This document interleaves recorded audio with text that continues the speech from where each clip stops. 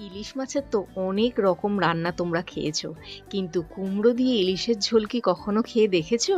যদি না খেয়ে থাকো তাহলে আজকে এই রেসিপিটা দেখে বাড়িতে অবশ্যই বানিয়ে দেখো। তার জন্য আমি এখানে প্রথমেই নিয়েছি ইলিশ মাছের লেজার দিকের পিস, তাতে নুন হলুদ মাখিয়ে নিয়েছি।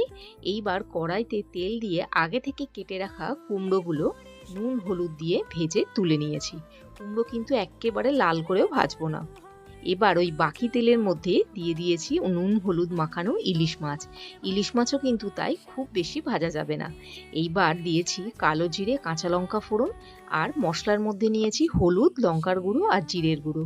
সেটাকে ভালো করে জলের মধ্যে গুলে কষে নিয়েছি। আন্দাজ মতন জল দিয়ে প্রথমেই ভেজে রাখা কুমড়োগুলো দিয়েছি, তারপর দিয়ে দিয়েছি ইলিশ মাছ। 10 মিনিট মতন এই ঝোল ফুটিয়েছি। ব্যাস, আজকের আমাদের রেসিপি একদম রেডি। গরম ভাত অবশ্যই কিন্তু রেডি রাখবে। কেমন লাগলো জানিও। আর তবে এটুকু।